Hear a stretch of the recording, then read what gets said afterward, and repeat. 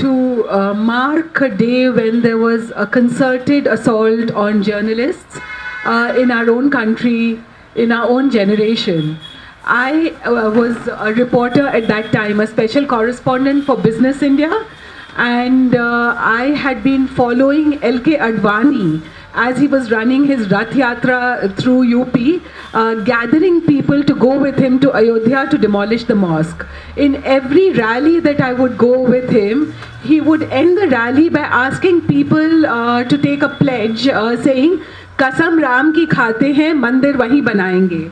And slowly, the crowds would swell, and finally we ended up on 6 December 1992 in Ayodhya at the place where the Babri Masjid was. I followed him on top of the roof of a house which the BJP called the Ram Katha Kunj, and there were several leaders gathered there. There was Uma Bharti, there was Sadhvi Rathambara, there was Murli Manohar Joshi, Vijay Raje Scindia, Ashok Singhal, all the different front organizations of the RSS, and some RSS leaders were all there, from Bajrang Dal, from Vishwa Hindu Parishad, from RSS itself, Bharatiya Janata Party, etc. And the crowds were being pushed into a fever pitch. So there were slogans which were full of toxic masculinity, invoking this kind of aggression in the crowds. So when we got onto the roof, one of the slogans I heard was कि एक धक्का और दो, Babri Masjid तोड़ दो, which was basically a very sexually charged slogan. एक धक्का और दो, Babri Masjid तोड़ दो. The other slogan which was being shouted was Sadhvi Rathambara and Uma Bharti, both at different times, asking all the men gathered in the crowds around the mosque कि क्या आपने चूड़ियाँ पहनी हुई है? Don't you want to recover Hindu masculine vigor? So already it was a very toxic masculine crowd when the mosque was being brought down. And then what happened was that two people climbed on top of one of the domes of the mosque. And what happened was that immediately L.K. Advani told Pramod Mahajan that he should get an announcement made or send someone to bring those boys down, because there was a plan to bring the mosque down anyway, and these boys would get hurt. So there was obviously a very orchestrated plan. Advani was the leader. He was deciding who would speak what and when, and Pramod Mahajan was his henchman who was deciding how the terrace was being run by the different leaders. And sure enough, everyone has talked about the moment of 12 o'clock. The first dome did come down, and I had been trained as a journalist through my editor at that time, previously, MG Akbar from the Telegraph, that a good journalist must always go to the spot and never depend on secondary sources. So I immediately decided that I would go inside the mosque to the middle dome where it was. And it was very hot, it was afternoon. I put a wet hanky on my head and I walked down and crossed a little trench which had been dug around the mosque and went inside the mosque. Now the mosque was absolutely packed with men, body to body, and the bandanas that Said has described, they had orange scarves, orange waistbands, some had badges, some didn't have badges, but they were very, very enthused and very aggressive, and they all were shouting. Some had some instruments to break down the mosque with them, and I tried to squeeze past those bodies to see what were they talking about, what was this Garbhagriha, what existed there, were there any statues at that moment in there. And suddenly somebody shouted Musalman, and hands began to reach out to strangle me. And literally I was seconds away from death. But also what was interesting, and I had time to process all this much later, I wasn't processing, I was just trying to get the words out, कि मैं मुसलमान नहीं हूँ, मैं हिंदू हूँ, मेरा नाम रुचिरा गुप्ता है, पर मैं कुछ भी नहीं बोल सकी उस समय. और उनके हाथ जो थे मेरा गला घोट रहे थे, और साथ साथ में उनके हाथ जो थे मेरे शरीर के अलग अलग अंगों को भी छूने की कोशिश कर रहे थे. They were trying to poke my breasts, they were trying to poke my waist, they were sexually assaulting me from all sides while trying to kill me. And that was horrible, and I really felt that I was about to go and there was nobody there to protect me. when somebody said कि यहाँ नहीं मारते हैं, ये तो बहुत ये तो गर्भगृह के पास है, बाहर ले जाते हैं. So suddenly I was dragged out to the trench outside. My shirt buttons were off. I was being pulled. There were men trying to attack me. And a man that I had interviewed the day before, when I had gone to see this dress rehearsal that Praveen Jain was talking about, he was from Bihar. And he said, I know this lady. She has interviewed me. And she is Hindu. She's not Muslim. And he tried to save me. His leg was broken in the process, his head was bleeding, but he managed to pull me out from that trench.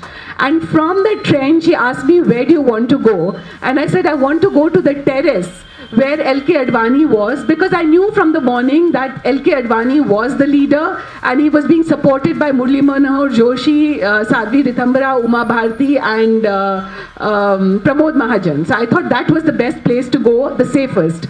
I went up to the terrace and Advani was standing there and he was looking at something through his binoculars.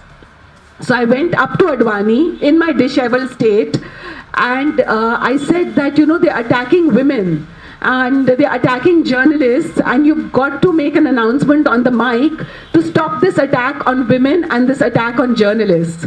And at that moment, Advani said, अपने साथ जो हुआ उसको भूल जाओ, इतना ऐतिहासिक दिन है, मीठा खाओ. And his security guard was trying to give me some sugar to eat. So I said, नहीं मुझे नहीं चाहिए आपकी मिठाई, आप पहले इसको रोकिए. So he handed me his binoculars.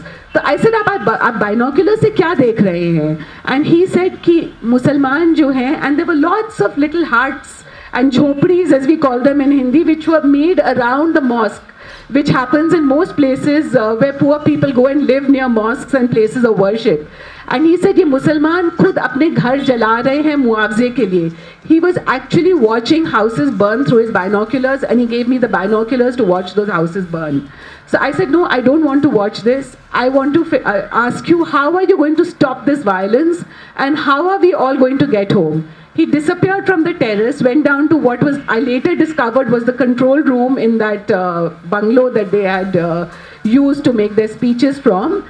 And then came back later and he started making announcements on the mic to say that the Central Reserve Police Force is going to come and everybody should form human chains to stop them from coming jab tak kaam khatam nahi hota hai.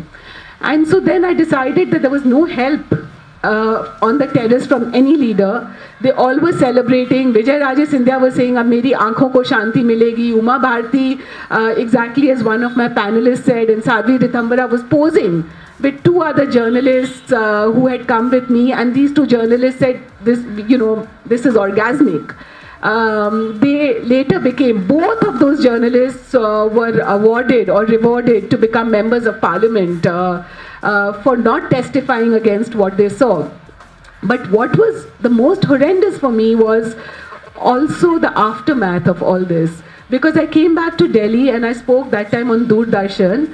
And because I decided to speak up about what had happened to me on television, at the Bahari Tribunal, at the Press Council, and finally the Liberhans Commission of Inquiry, I faced a huge backlash.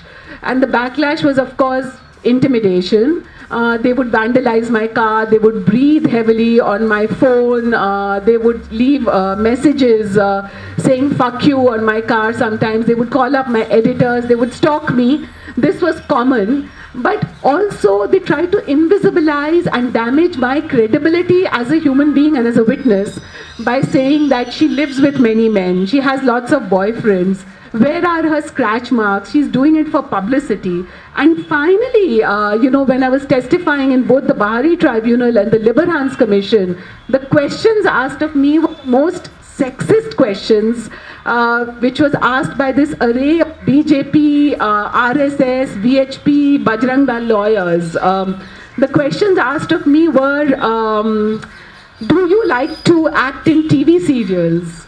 Do you smoke? Do you worship any god? Do you have any photographs of any god in your house? So you're from Calcutta. Do you have a political bias?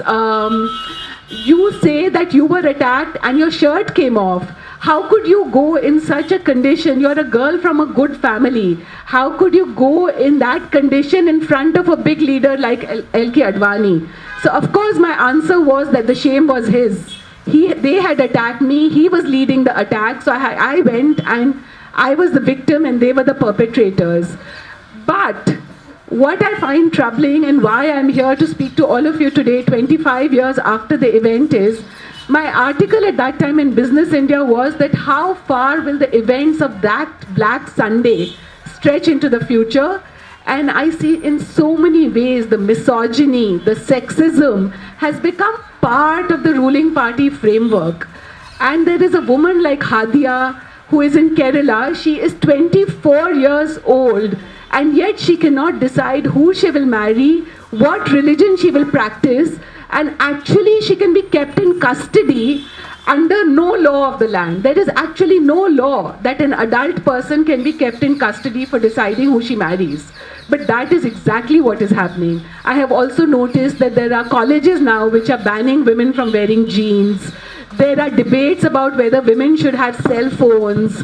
There are debates about whether women should go out in public at night. So the events are unfolding very clearly into the future. There are Romeo squads to stop men and women from dating, from women sitting in public with men. So we really have to understand that the impunity to some people at a particular moment on history, which was chosen to be made the most symbolic moment for the future that will unfold in India, is still unfolding. And we still have a chance to reverse it if we make sure that the impunity of the perpetrators ends. Thank you.